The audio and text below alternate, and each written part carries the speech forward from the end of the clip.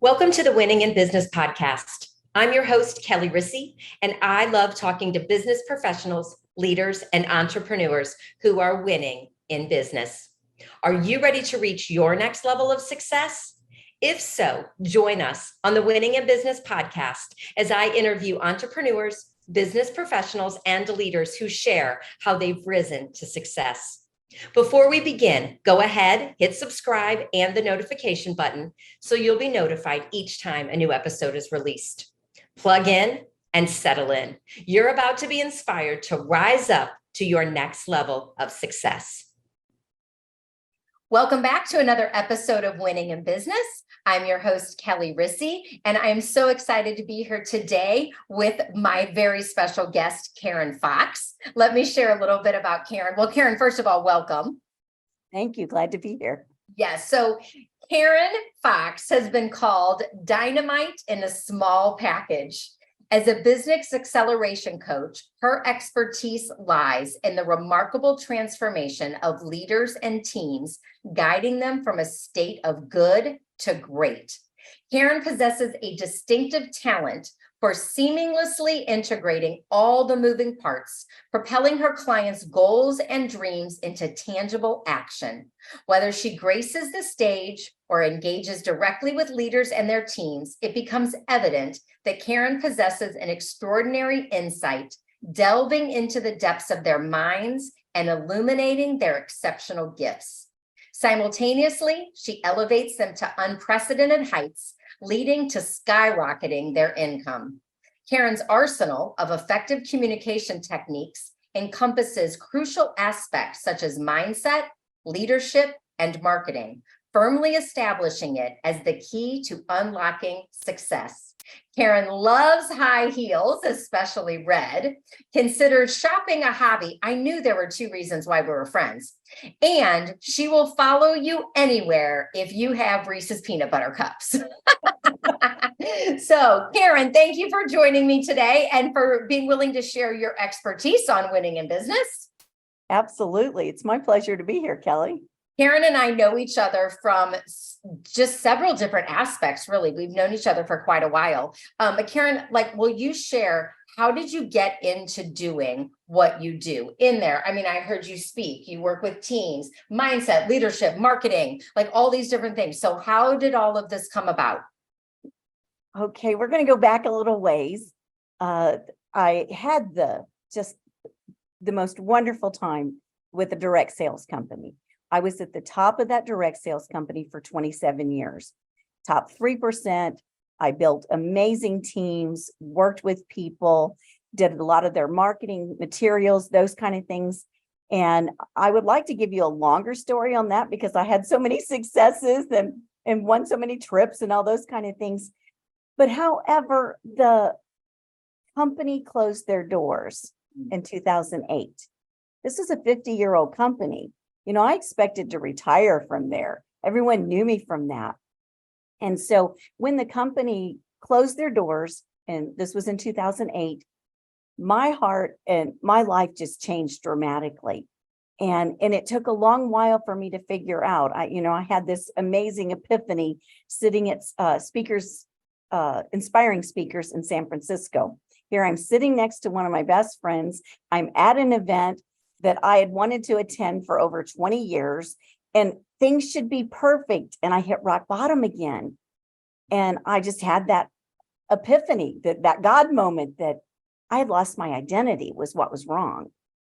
And now I had already been in my business for a while. So that was, a big thing. I should have hit that epiphany long before then. But the advantage I had, and I don't know how everyone else feels, but I believe they're God directions. And what I had happen is before that company closed, I started taking a course through Canada online, before online was big, on social media. And so when the company closed, it was the natural, ideal fit for me to go right into marketing with social media. However, even with a business coach, it took me almost a year to be pushed off the ledge. I kept saying, but I need to take one more class. I need to know one more thing. And he kept saying, Karen, what you consider 50% ready is most people's 100. Just jump. And so I did. And for those that may know him, Bill Hurston was my business coach. And so with him being there pushing me like that, I went straight into it. And it wasn't until years later that I understood and valued what I loved about that. I jumped in at a time nobody knew what social media was. You mentioned it and they're like, what? What? Do you really think that's going to be the future? I wouldn't talk about it now, but then of course I'm like, I really think we need to look at that for your marketing because that's where it's at. And so, being at a time like that, I had to educate everyone. You being a teacher, you understand. And for me, that was the thrill. That was the excitement, that aha, when somebody understood that, it was like, oh, wow, this is great. I saw the light bulbs go on, Yes. and all of us, when we understand why, we're more likely to do something than if you just tell me I have to. Right. And so here I am, I've taken this time period where I loved working with people, building teams, making successful teams, doing great sales and marketing. And then I go into the marketing part of the social media. Well, as that continued on, when people started to get more familiar with it, knew what it was, it's not that I lost my passion for it, but I loved that aha moment. I loved that explaining. I love that education of it. And so that's why it just, it causes you to be a lifetime learner and you just continue taking more and more things. I said, with all the certifications I have, I could have paid for a master's with no problem. Yeah. And that's kind of what had happened. So in the meantime, I've been through the John Maxwell training. I've done the NLP certification. There's just a lot of different areas that I've built into. And the more I learned about marketing, and everybody thinks marketing is one thing. Marketing is a puzzle. And there's so many puzzle pieces that go into it that you might be doing really great with one, but you may not know what the other one even exists. And so learning all those different puzzle pieces and taking all these additional certifications, I learned the whole strategic puzzle. And so when you learn that, then you start learning areas when you work with a client. First of all, we looked at the mindset, after all that, and I'm happy to share any of that. But when you look at the mindset and you start to see, is there areas for improvement? And for many as leaders, they've never had that kind of evaluation, because we work with the tools we've been given. Right. What we learn from home, that's the gospel, because that's all we know until we know better. And so it's learning those kind of things. So when I work with the leaders, we start with the leaders and then we move into the teams, because one of my ahas that I had with business is learning that people learn differently. And unfortunately, I learned that too late for my child, as far as she's one of the 8% kinesthetic learners in the world. And what did I do to her entire life? Don't touch that, don't move that. And what do kinesthetics need? They need to touch everything. Stuff. Yes. And so I wish I would have learned that years ago, but now that I do, that just has expanded and accelerated a lot of the coaching that I do. Because when you learn how others learn and you can teach that, and that has really become my aha. Because when you see people understand why their child does something or why their husband does something, it just changes the whole dynamics. And it can take those in business, those in home, from a frustrated 10 all the way down to a 2, just understanding that. And so I use the example, one of the gentlemen that I talked to years ago, brilliant man, just brilliant man and great guy. But he kept saying to me so often, do you understand that? Do you get that? Does that make sense? I wanted to say, I'm not stupid. I get it. Not realizing that's how he learns, but it wasn't how I learn. And so, so that's just a dynamic that I've learned, that when I'm working with these teams, that we learn how each other learns and we start to value each of them. The other thing is, on engagement, and retention with companies. The reason why they're not retaining a lot of people is it's not the money. No, money is actually number 5. Right. The first one is that they don't value them. They don't feel appreciated, and then number 2 is leadership. How is Yeah. the leadership treating them? And many times leadership feels threatened. And again, it's because they don't understand that they learn differently than they do. Right. And Right. so it's all of those kind of things. And that's become my whole journey.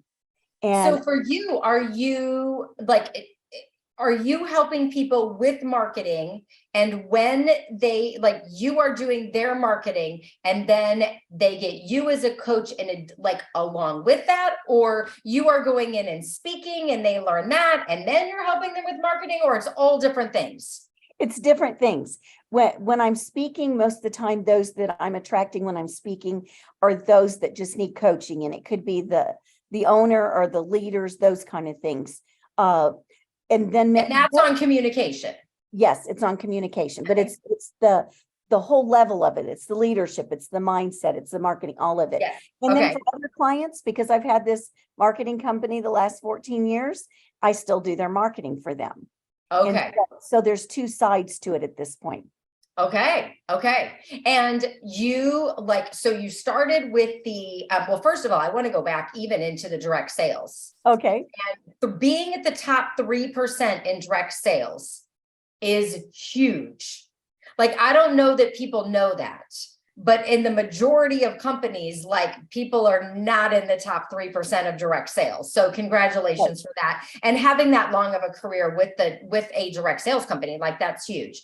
And then I love what you said just about the ahas of educating people, and that you were able to do that as social media was coming around, and really, I totally relate with that. I feel like when I go in and talk to organizations about stress, and just, people know stress, they're yeah, I know stress. But when you really stop and explain stress and how people deal with stress and how it's different and how it shows up in everybody and how our personalities, we have stress personalities, and they're oh, and it is the light bulb, right? That lights us up, because we're oh, we just spoke into them. You know what I mean? Yes, So yes. that's totally cool. I love that. Okay. So for you, I heard you say that really one of your big ahas of your success was learning about this whole communication thing. It was. Yeah. That learning that everybody communicates differently, and we typically speak into our own communication style, right? And I did to my daughter. Yes. And when we learn to speak into other people's communication styles, well, we are way more effective, aren't we? Oh, truly, truly effective. Mhm. I have a gift for pulling out people's gifts, their unique talents and that kind of thing. But then to learn how to actually speak to them where they understand it, it was an aha for me. It was a change. It was a game changer. Yes. So what have been some other big ahas for you that you want to share just on your success? Well, for one thing, resilience. If you're going to be a business owner, you have to be resilient, because no matter who we are in business, we have the ups and downs. It doesn't matter if you own a corporate company or if you're an individual solopreneur, you're going to have those. I think, and honestly, Karen, I think that goes for everyone in life. Mhm. I mean, I do agree that as Sure. business owners, we Yeah. experience the ups and downs at such a, I don't know. I don't even know what level we experience in that, but 100%. And I also know that just, people in general, right? We all need to be resilient. We all went through COVID. We all had to be resilient. So I think that is such a great key. Do you have tips for being what's been your key to being resilient, as I should say? Well, you always have to be moving forward. If you're not moving forward, you're moving backwards. And Mhm. so in life, you just have to do that. Another thing for me, I believe you should find laughter in everything. Yes. It's one of my secret sauces when I work with clients, that If you're having fun and you're enjoying it, you're having an experience, you're going to you're going to remember it, and you're going to continue moving forward. So I think having a positive attitude. Now, I would love to tell you I have that 100% of the time, but I would be lying to you if I don't do it. But there is a difference in how we talk to ourselves. You know, it's easier to belittle ourselves and tell us how stupid we are and how dumb we are, when that's not the fact. It was, it was having that epiphany about the identity loss. The identity loss was up here. Right, in your mind. Right. It had nothing to do with the person I was, even though I had went to wearing all dark clothes, sitting in the back of rooms, not, just not being my person. But when you realize it's here, you can keep moving forward. And when you feed your mind, it's like, you talk to them about stress and what they feed themselves and all, but when you feed your mind good things and you look for positive things, and no offense, but don't stick around if they're Debbie Downers. You've got to find another place to go, because in life it's easier to go down than to go up. And one of the things that I learned is I like praise worship. I like music. And because when you're tapping your toes and clapping your hands and having a good time, you automatically look up. You don't look down to do that. Yeah. So that's part of my resilience. Oh, that's great. Yeah, that's good. I'm actually I'm going to be in an anthology in November, and it is Resilient. The book is nope, I lied. It's Tenacity. What am I talking about? Okay. I'm in the Grit series. She's already done Resilience. So she's done, right? But I was like, oh, I'm in the Grit Resilience. Nope, that book's already done. I'm in Tenacity. And I think tenacity is part of resilience. Oh, I would agree with you. You know what I mean? Like, I feel like they all kind of go together. So ignore that. I'm not in the resilience book. Yes, but I believe anyone who has tenacity has resilience. Yes, they do pretty much go together. Yeah. Okay. What other ahas have made you successful? Well, learning to ask for help. This is so hard for people, Karen. It is. And I did think I was all by myself on that. Yes. Yes. But I'd been taught by a very strong mother. She was a single parent. Unfortunately, my dad was an alcoholic. And so her raising me by herself, being strong like she was, she believed that you should be able to handle anything you want to do. She taught me I could do anything I wanted to do. I could be anything I wanted to be, but I had to do it on my own. And so, and she led by example. She was the first female buyer in automotive. So in an all man's world, here she is in the middle of it, and was known as one of the best. And so she led by example, but it also taught me to not ask for help when I needed it. So that was a very much a learned trait that I had to work on, because we don't know it all. We can't know it all. There are plenty of people like you're the one that knows about the stress and how we should handle that kind of thing. That's not my gift. I need you for that. Right. So we all have the different people in our lives that we need. And another aha moment was, and I'm still learning that. I would like to tell you I've got it conquered. Well, but do you know what was interesting? I literally just had this conversation with a client of mine who doesn't like to ask for help.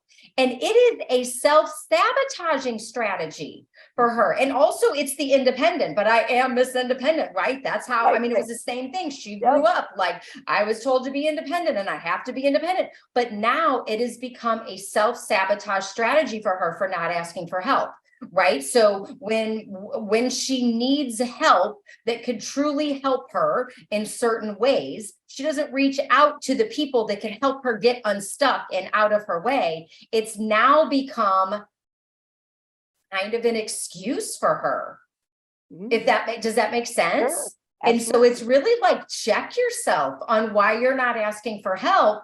And where does pride fall within that? Right? Because pride and ego trip us up and get in our way.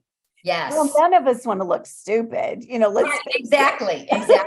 Yes. And so you're right, that I know that's been an issue for me, because again, it goes back to what we've grown up with.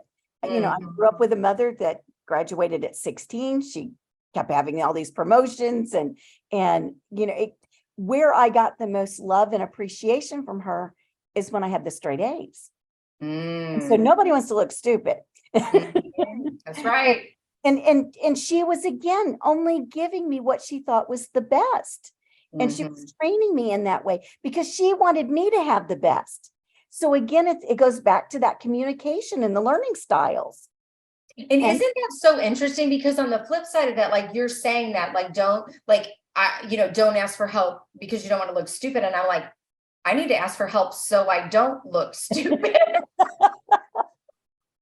You know what I mean? Like if I don't ask for help and I don't know how to do this, like then I'm really going to look stupid. So I should just ask for help. So isn't it interesting? Like that's like two different sides of the coin right there. Right. And it's where we come from. Yes. It's how we've grown up and what we've grown up with. And so again, but learning to ask for help. And, I just recently did the Delegate It with Tiffany Hockelman. Yep. And that was a great aha.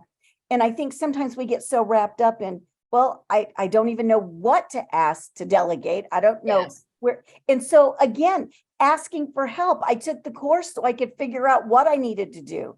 And that's a beautiful thing because now I've got my process here of who to ask for to delegate things, what I'm willing to do, what to delegate, what I'm not, what I can and what I can't. And so again, it's that learning. And I'm a lifetime learner. You're a lifetime learner. Yes. And the delegating. I mean, that's something that I help my clients with because as business owners, you have to know how to do that. And Karen, good for you. Like if you took that course and put it into action, there's so many people that start a course, they don't finish, they don't follow through, or they learn the information and they apply it for a week and then they fall off. Right. So having that accountability.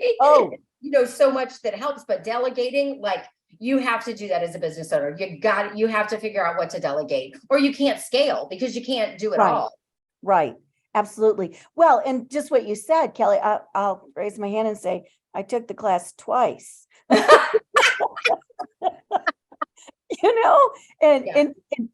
you're right. It's the holding the accountability. That's why coaches are so important. Right. No matter what you're being coached on, that's the keeping you in line. It's when we fall off and we don't do that and we start doing different things and fall back to old patterns, we need that accountability. Right. And that's what moves us forward. You're talking about scaling. I believe it takes coaches to help you scale because first of all, no offense, but nobody ever has an ugly baby. So it's real hard for you to look at your baby and say it's ugly. Right. So you need the coach to come in from the outside and see it moving from the outside to the inside, not from the inside to the out. Yes.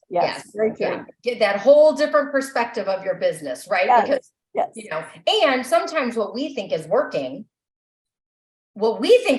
someone else can come in and go, either, hey, we can make that work a whole lot better, or really that's not, you think that's working because you love it and that's your favorite part, but that's really not working. You know what I mean? Like, exactly. Yeah. I love the ugly baby analogy with that. That's really good. That's very good. Okay. Any other ahas you want to share? That was probably the biggest thing, and I said it already, but the thing I love most working with, whether it be the leader, whether it be the business owner or their teams, is having fun with it.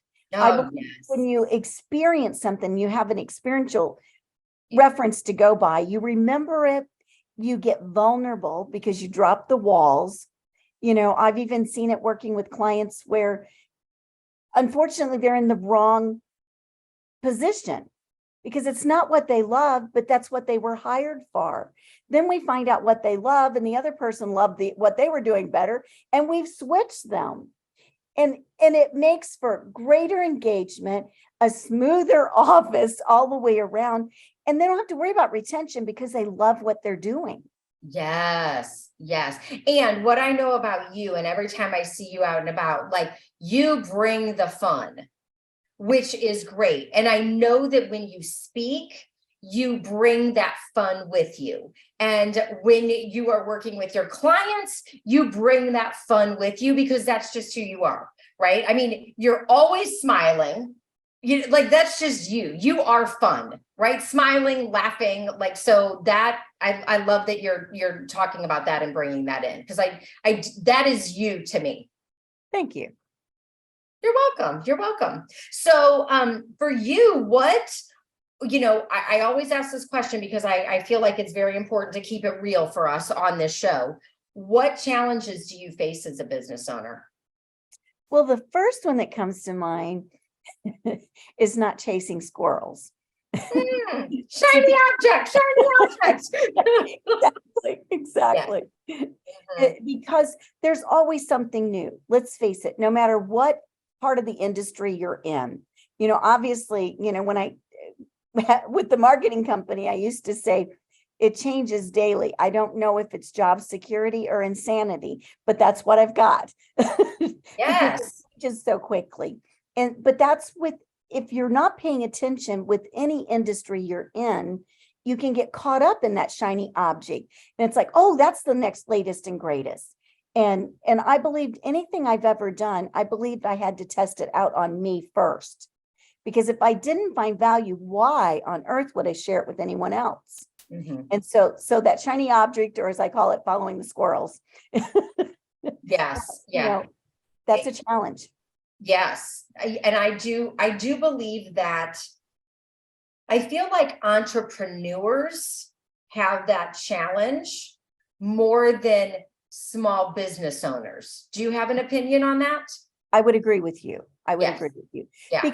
Because again, many times they're doing it all by themselves and they're trying to make all these decisions about everything they don't know about. Mm-hmm. Guilty as charged. That's what Yes. we're talking about. Yes. And so I think you're right. Absolutely right on that. Mm-hmm. I always look at myself, like I have to stop and go because I'm the same way. And especially if you are a lifelong learner, right? Especially because then you're like, oh, I can learn something new. Oh, I can learn something new. And then you really can go down the rabbit holes. And for me, I always have to stop and go, hang on a minute. Do I need to know something new right now? Or do I just need to do things with the knowledge that I already have? And usually that is the right answer. You know what I mean? And occasionally something comes along, like you said, especially in the social media, like LinkedIn comes along and you're like, oh, I have to know that. Like that is no longer a shiny object. Now I have to dig into that. I have to know what it is. I have to know about Sales Navigator for my clients, like, all those different things. And that was very important. So really being able to discern, right? What is the shiny object from what's going to really add value to your clients and make the most money. You're right. I mean, the bottom line is about money. We're business owners. It's about money. Well, we talk about it all the time. Are you a generalist or a specialist? Mm-hmm. And if you keep following all those things and keep adding all those things, nobody really knows what you do. Right. And so I think, picking, as Lethe always calls it, picking a lane and staying in it. Yes. And so that's what I have to look at, okay, does that fit in any area that's going to enhance what I'm already doing? Mm-hmm. Or is it something new totally? Yes. And if it's something new totally, I've got to decide, is that a hobby I want? Because it's really not my business. Oh, that's good right there. That was another aha right there. That was good, Karen. Okay. What are your goals? And what are your goals in life and business? In life and business. Well, in life, I'm going to keep my husband. Okay. He'll be so glad to hear that. Yes. He'll be glad to know he's not been traded in. No, that man is amazing. I feel so incredibly blessed. We've been married 42 years and I just can't imagine life with anyone else. As you know, we have an amazing daughter. Yes. Crazy kid. Yes. I love her to pieces. Mm-hmm. Totally diversified with the research and all things she does. But as far as business, my goals are, and because of delegating now, I'm going to be expanding some areas. And the other thing I want to do is really hone in more on my speaking. That's the area I do want to take more time and more skill set on. So those are the areas that I've determined that's my best area for business. Yeah. And for you, you love speaking to who the most? Who do I love speaking to the most? Well, my background is in direct sales, so I love speaking at those events. Hmm. Business owners, and especially those that are either a part of a team or have a team. Those are the people that I love because that's where my skill set is. And being able to work through those and again, it goes back to understanding the why. Mm-hmm. Why do we do things? If you tell me why, I'm in. If you don't tell me why and you just tell me to do it, I'm probably not in. Yeah. And it's so interesting, right? Because we know that there are the why people, there are the what people, there are the how people, there are the what Right. if people, you know what I mean? And Yes. knowing that, right? And Right. and as as a team leader, as people in the teams, you're going to have all of those. Absolutely. And really knowing that you have to hit on all of that, or you're losing people on your team. Because if they don't know the why, if you got why people and they don't know the why, then they're out, right? Absolutely. If you have how people and you never get to the how, then you know what I mean? They're still waiting. They're like, well, how are we doing this? You know what I mean? Right. So yes. Oh, that's okay. What is an accomplishment that you're really proud of? I know, Karen, I know that you don't like to brag on yourself, but I want you to brag on yourself. What's an accomplishment that you're really proud of? I'm humbled and honored to have been named as one of the top 100 St. Louisans to know in business. Congratulations. That is so much. excited. I was so happy for you. And that just happened very recently. Yes. Yes. So you should still be on somewhat of a high from that. Right? Still celebrating that success. I mean, we know this is part of the problem, right? We're like, oh yeah, check, done, move on. Instead of just, relishing in it a little bit. True. Well, you're absolutely right, Kelly. And that probably would come to one of my challenges. Oh, Is the fact that, okay, that you're, like you said, check, Mhm. it's like, oh, that was last month. That's over, Mhm. and so I do have a hard time with recognizing that. And that was a big accomplishment. Most of the time it's the little things. It's like, I don't recognize, but if we take time to recognize those and journal those, that it's nice to go back on days that aren't your happiest days. And by the way, I heard a statement the other day. Someone said, they don't have bad days. They have bad moments. That's right. That is I loved right. that. Right. But it's true. Very true. Yes. Because we should never have a bad, you know what I mean? You can always turn the day around. It was just the moment. Right. Let it pass. And then, as you said, turn on some music, lift your head, dance breaks. You know me, dance breaks are my favorite thing. So, well, congratulations. So good at them. Congratulations on top 100. And I also heard you say, which I know this was a long time ago, but also that you used to win all kinds of trips. And like you were up there. And really, that's a big thing. So Thank you. And yes. one of the things I don't talk about, but I was one of the youngest promoted to management in the company. Oh, yes. Congratulations on that too. Yeah. Which, that right there they're all stepping stones. Like we forget that those are all stepping stones, right? That led us to where we are. Yeah. Today. So even the top 100, Kelly, I look at how blessed I have been to be surrounded by such incredible people. I mean, I count it an honor that God let our paths cross. Mm-hmm. I mean, yes. You were such a gift to me. But when you look around and you see all the people that you're connected to and how you've just formed this amazing tribe. And it's the people that you care about. And the exciting thing is it just keeps growing. It just keeps on growing and growing and growing. Yes. And it's just, it's nice to feel like you've had at least a small part in some kind of inspiration. Yeah. Karen, we should take like just 2 minutes and tell the story because like until you just said that, like it's been so long, you know what I mean? Like we've known each other for so long, like I forgot about the story. So why don't you share the story of Sure. how we really became friends? Well, Kelly and I were at a class together. I had never met Kelly before, and we're in this class. And I don't know if you want me to go into what it was or not, Yeah, but I mean, it was a training. Yeah, it was a training. it was a training. Okay. And we're in this class. And first of all, the speaker, the trainer, came from California. And Mhm. they had convinced her that there would not be bad weather in January. Not sure who would have convinced her of that, but anyway, it is Missouri. It's the show me state. So anyway, we're at this conference and it starts to get icy and snowy. Now, my daughter and I had been in an accident on ice. So I start to get paranoid, and I am very, very paranoid about this. I live the accident that caused all this. I avoided 40 to 60 foot drop offs for telephone poles. It's just, I can go into a lot of detail, but that's not the important thing. The important thing is that here I'm at this event and I'm like, oh my gosh, I have to drive home almost an hour. And I'm thinking, I don't know what I'm going to do. And Kelly asked me, who does not know me, I mean, she's just met me. This amazing woman asked me, would I want to go home with her and spend the night? And that's what started this beautiful friendship.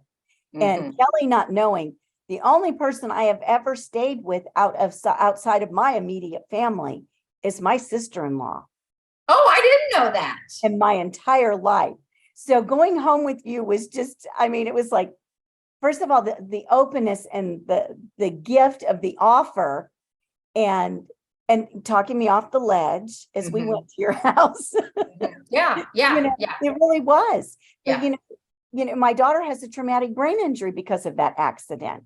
And Mhm. so this was, it wasn't just, oh, I'm a little afraid of the ice. I was petrified. Right, And for right. someone that didn't know me to step up and offer their home is a gift like no other. And Well, I can't thank you enough. you know what, Karen? A little part of me must have known that you weren't going to ask for help, so that I should probably just offer help. Because Oh, that is perfect. it's easier to say yes to help when it's being offered than actually asking for it. But we did, and I called Mark and I said, hey, we have a guest coming home tonight. He's like, do I know her? Nope, I barely know her myself. It'll be great. And you know what? I'm going to say that us both being in that car together on the way home was a comfort to both of us. You know what I Right. mean? Like, Absolutely. it's when you're driving in bad weather, it's always just comforting to have Yes. someone. So anyway, all right. So Karen, I want to thank you for sharing everything. So where would you like to lead? Like, where do you want people to follow you? How can people get a hold of you? And I believe you actually have a cool offer for the listeners if they would like to take advantage. So share that. Okay. Well, I'll start with that because that takes you right to my website. But it's if you'll go to KarenTheConnector.com/communication.